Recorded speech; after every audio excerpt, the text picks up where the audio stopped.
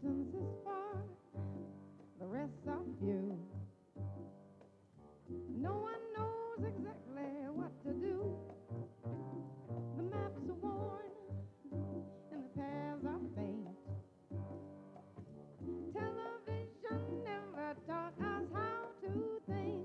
The road keeps winding, the journey's slow. There are no street signs showing where to go. This trip's a gamble, that's all. Often we stumble, sometimes we fall. People can't stop trying. Giving up, the same as dying. It's not yours until you give it. What is life but how you live it?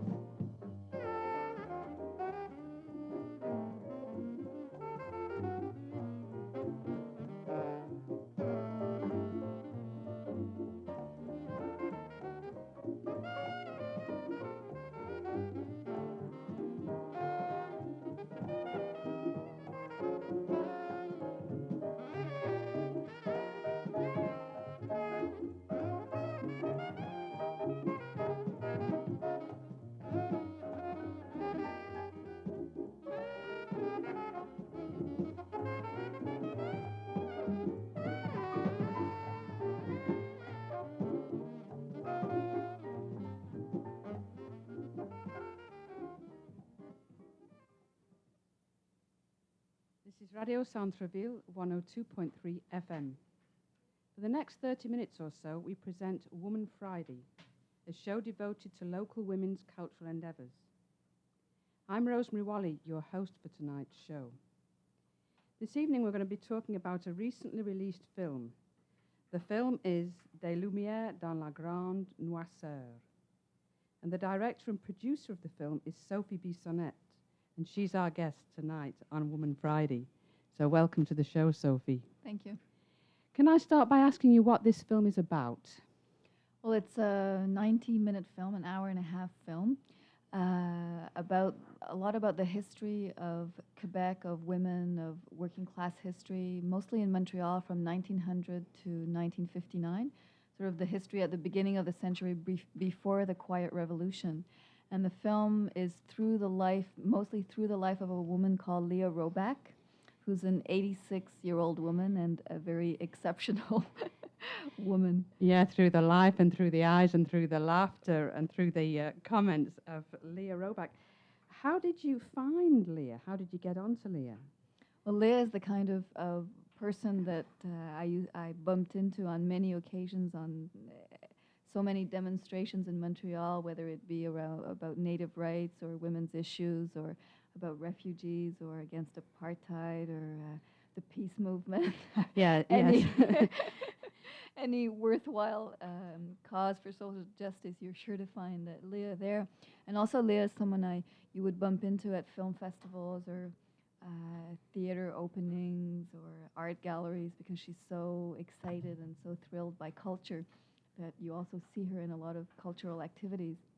So she's someone who always intrigued me because I'd see her on so many different occasions. And I had the chance to read an interview with her, and I was absolutely fascinated with her life. And in a sense that both she had an exceptional outlook, on history. Her life is also very unusual, but at the same time, I think she's very representative of a lot of what women went through at the beginning of the century. And I felt that through her life there would be the possibility of getting some sense of what women's life was like in Montreal. Yes, I think it's important for the people that don't know Leah to say that Leah is a Quebecer born into a Jewish family at the turn of the century. That's right. She grew up as the only Jewish family in a francophone village in Beauport. And part of the film describes what that meant in terms of, in general, the very good relationships that she had with the other families in the village. And in the film, she goes back and sees one of her very good friends that she grew up with, a woman who's 95. Yes. But also talks about the anti-Semitism that was very prevalent at that time too. That in the instance, for instance, of Beauport, when she grew up, the priests in the village actually organized a boycott against to prevent her father from opening a store on the main street in Beauport. But once they'd opened the dry goods store, as I understand, the people in Beauport were quickly convinced that this was an honest Oh, absolutely. In fact, trading family. the boycott didn't work out because most of the people in the community didn't follow it. And I mean, he attempted to have this boycott, but it didn't work. How did you persuade Leah to collaborate with you on making this film? Well, it's true that it took some persuasion because Leah is such a modest person. Yeah, she's not someone that seeks the limelight at all. No, and is she's she? never, I mean, all her life, she's always worked on a very grassroots level and has ended up having quite an impact on a lot of people because she's always been very close to all the workers in the factories that she worked with and all the different organizations that she was involved with. But she's never somebody who was interested in power or in climbing up the ladder in any organization or of any type. So she never likes, as you said, putting herself in the forefront. But I think, I mean, my agreement with Leah was that she agreed to make the film on the condition that it wasn't going to be a portrait of her, but it would be through her life. We'd have an outlook on the history of women during that period, and in that sense, the film would be an extension of the work she had done all her life. Well, I did see the film, actually. The premiere was last Friday, and certainly from that point of view, I think it's very, very successful.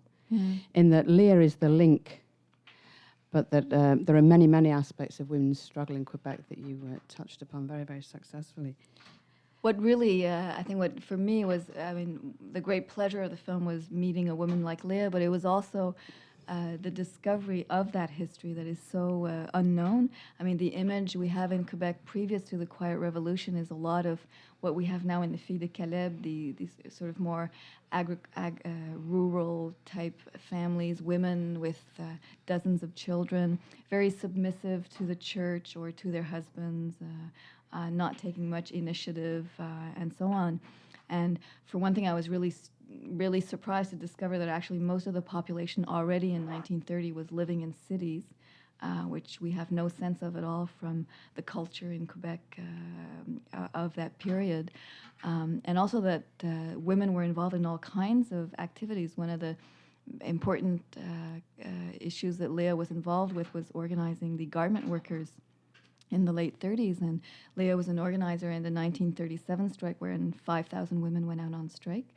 And if you can imagine what it meant to go out on strike in the middle of the Depression in 37, these were 100 workshops that had to be organized, and women went out against the orders of the priest, who on Sunday the priest would tell them that they should leave this damn union, which obviously had to be a communist union because it was an international union and it wasn't a Catholic union.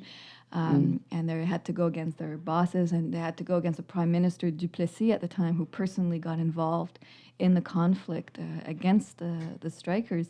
So that was a whole discovery, to discover these very bright, militant women already in the 30s, and especially for women of my generation who tend to think that the women's movement started in the 70s.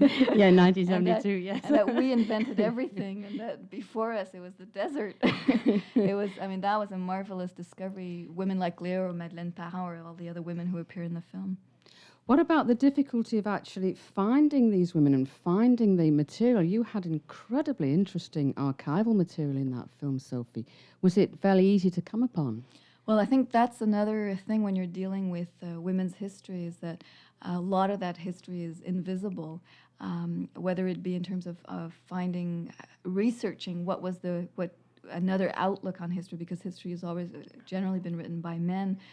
So trying to find, like, for instance, these militant garment workers was quite a task to go about finding that. So we went around a lot of the clubs d'âge d'or in almost every Really? You had to really go and sort of tramp the sidewalk and play cards and play all kinds of games with women in these clubs and I mean, it's astounding the amount of material we've collected, and just, I mean, there'd be hundreds of films that need to be made to give justice to that period and to what women have done. So there's an enormous amount of research that was involved, almost a year's work of finding women who would tell their story in the film or meet with Leah. And then the archives is another difficult enterprise when you're dealing with women's history also, because again, it's so invisible. Most of the filmmaking or photographing of that time was either controlled by the church or by the companies in terms of workplaces. And so, of course, companies wouldn't make a point of taking photographs or filming in their workplaces if the working conditions weren't that Exactly, terrific. and presumably they So, weren't for too instance, keen. everybody knows that children worked on a massive basis right up to the 50s in Quebec, but I haven't been able to. I mean, there's a few photographs in the film of children at work, but we haven't been able to find any in factories. Whereas everybody knows that in the textile mills there were hundreds of and thousands of children who worked there, worked night shifts at 10 or 12 years old. So one interesting, also we were looking for photographs of women in the 20s, which were the swinging 20s, which were a period where women really started becoming much more independent and started having paychecks from working in these factories and going out at night. And one of the hypotheses with one of the archivists that we came to the conclusion that probably nobody filmed these women because it was such an image of women that nobody wanted to put forth, that there's actually no pictures of the swinging 20s in Montreal, apart from these cliche pictures of women in sort of clubs, dancers in clubs, but just these women with the little hats and the feathers and the pearls. I mean, it's really hard to come by any of those kinds of photographs because of the kind of censorship that went on towards portraying women in that way, whereas it was very much the way of life of a lot of women then. So all kinds of problematic situations there, which again means many months of digging up material. For instance, for the garment industry, we ended up going through companies that existed at the time, finding names of garment companies that would have existed in the 30s, and if they were still in existence today, trying to find some photographs. And we did find one company that had 3 photographs from the 30s. So it's really like quite a task. Well, another thing that you dug up was really very interesting, fascinating music. And I think that we're going to hear a cut from that now, from the film. Could you just introduce the first, is it a song that we're going to hear first? Yes, we're going to hear a song from a woman who's, of course, very well known for the years of the 30s, called La Bolduc. And this is a song which is called Quand j'ai 20 ans.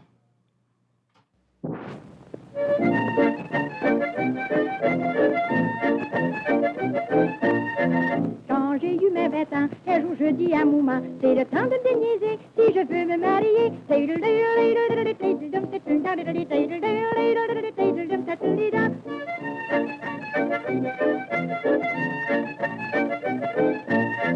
La campagne, je le sais, à Montréal je suis allée, je vous dis que ça peut être long, j'ai connu un beau garçon.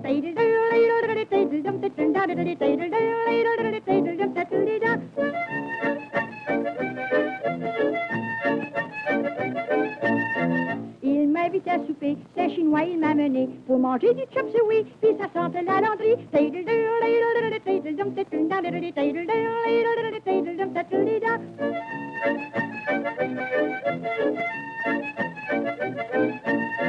Après, il dit, mademoiselle, voulez-vous venir danser des quadrilles, des cotillons, des jigs puis des rigodons.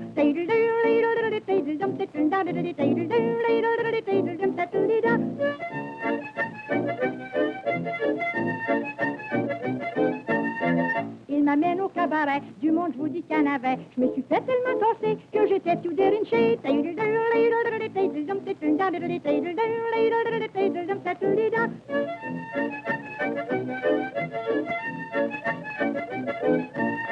J'ai été scandalisé de les voir se portiller du chemin du Charleston, tout Caracha, du Black Bottom.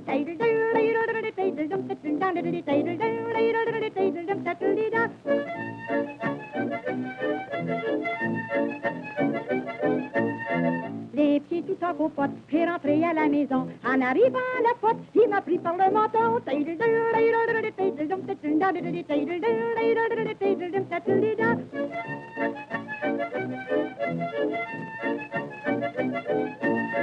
Comme il prenait le devant, bien plus vite qu'un habitant. À peine qu'il connaissait, qu'il me dit qu'il m'adorait.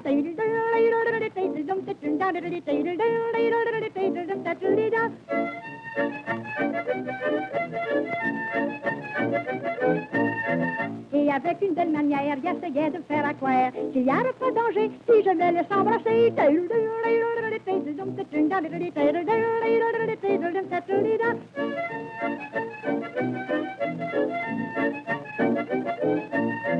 On dit que je suis niaise, mais ça pourtant je le sais. Quand on joue avec la fournaise, on finit par se brûler.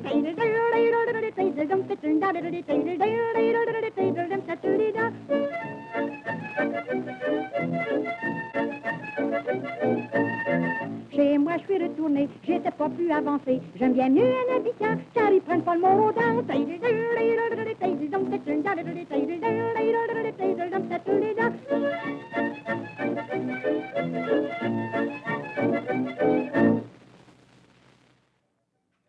So that was a song from the 30s sung by La Bolduc called Quand j'ai 20 ans.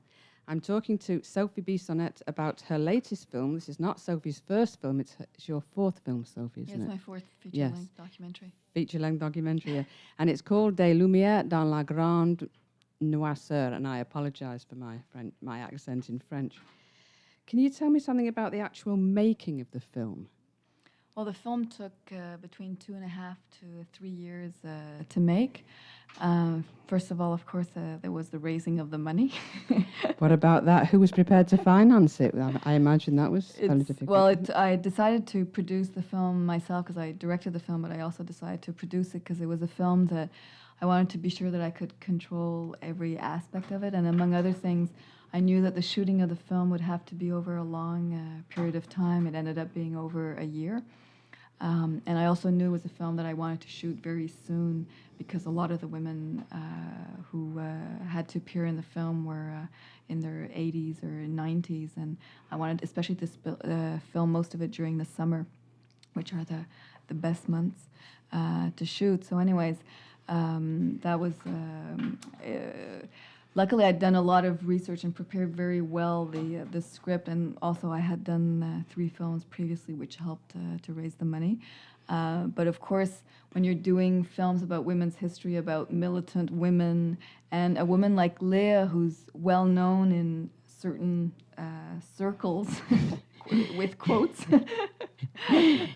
but not necessarily, as I said before, she's not someone who took on a leadership role in organizations.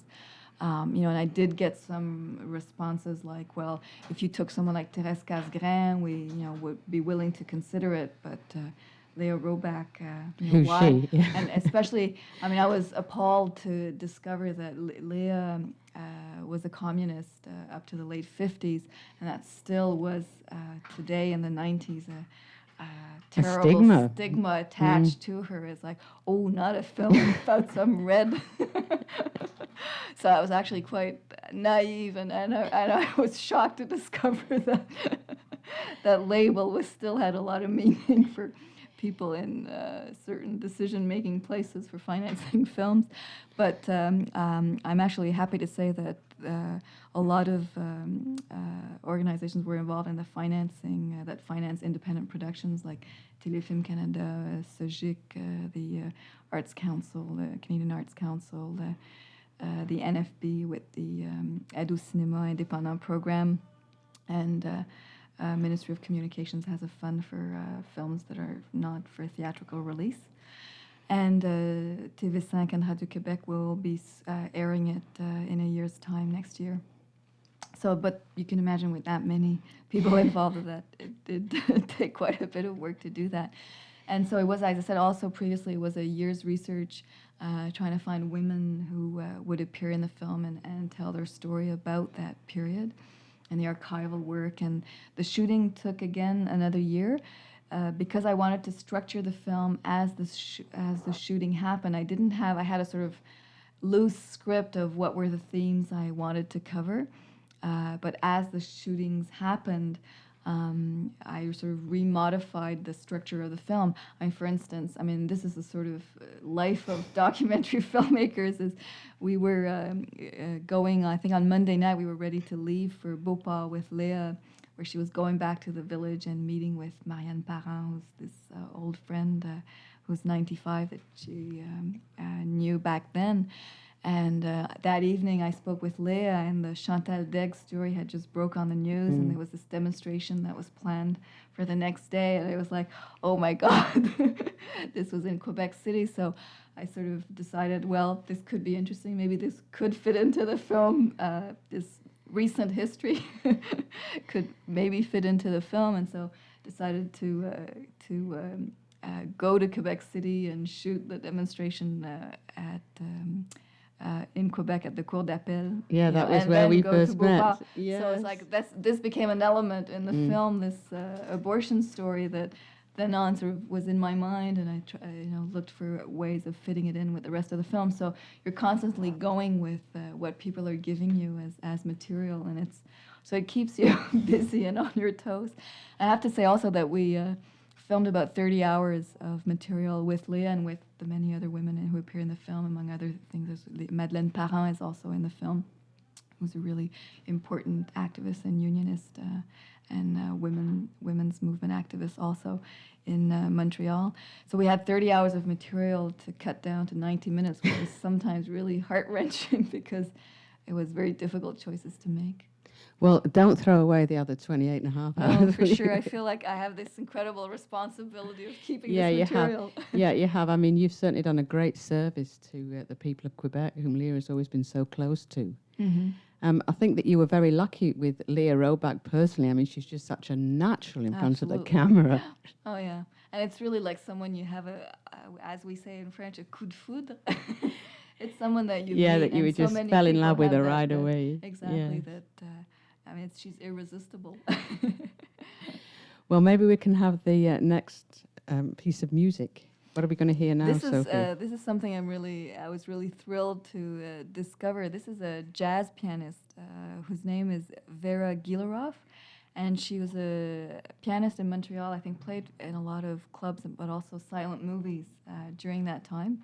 And there's some really quite exceptional pieces that I've heard of her, and luckily there's a few recordings left, and we're talking 1925, the piece we're going to hear, and it's called I'm Sitting on Top of the World.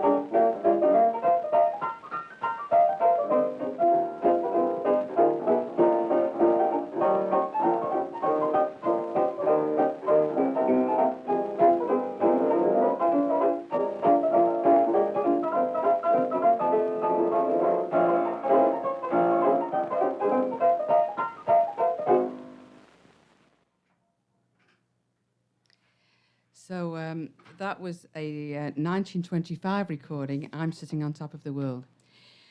Well, Sophie, you've produced and directed a film, and at the same time you produced a baby. That's right.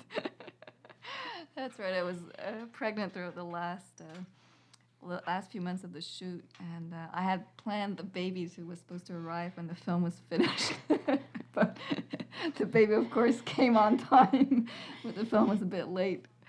So the last few months of the film were quite interesting. Those must have been quite hair-raising, because I know when, especially the first baby, you're really very tired all the time. Well, I mean, I have to admit that I think the baby gave me quite a lot of energy. I mean, there's all kinds of ways of looking at motherhood, but in my case, pregnancy gave me an enormous amount of energy, and maybe mutually, the film also gave me a drive and a motivation to keep going. And I mean, that's continued with after the baby was born. I mean, I stopped for 6 weeks, but I have to say that I have an arrangement with the father of the baby that we both take care of the baby 4 hours a day. So mornings I babysit, and afternoons he babysits, which means that I sort of work half a day and then ended up doing the rest of my work when the baby was asleep during the evening and part of the night, I have to admit, sometimes. Yeah, I was going to say, to work like that and to produce a document of such quality, you obviously must have a very good domestic arrangement. Exactly, yeah. I mean, that is absolutely crucial. I would not recommend it unless you have that kind of arrangement. So and that's why men filmmakers have been able to have babies and direct film. So it's like they always had a wife at home. So I mean, having someone else at home is really crucial. So how old is the baby now? Now he's 8 months. Can you tell us, before we go, a couple of things? First of all, where can we see this film, Des Lumieres dans la Grande Noirceur? Well, the film is actually premiering tonight at the Cinéma Quartier Latin, and it'll be showing every night starting tonight up to next Thursday, so from the 22nd to the 28th, at 7 o'clock and 9 o'clock every evening. And the Cinéma Quartier Latin is at 858 Sainte-Catherine East, and the tickets are $5.50. The 50 cents is for the GST. So that would be Baudry Metro, more That's or around, less, yeah, would it? between Berry and Baudry subway. So dare I ask you what your next project is? Well, for the moment, it's actually to take a long holiday. Yeah, and stay with the baby. That's right. Well, thanks very much for coming in and talking about your film tonight, Sophie. Thank you. It seems that we're out of time, and we're going to sign off with some of the original music from the film, which was composed by Judith Gruber Stitzer.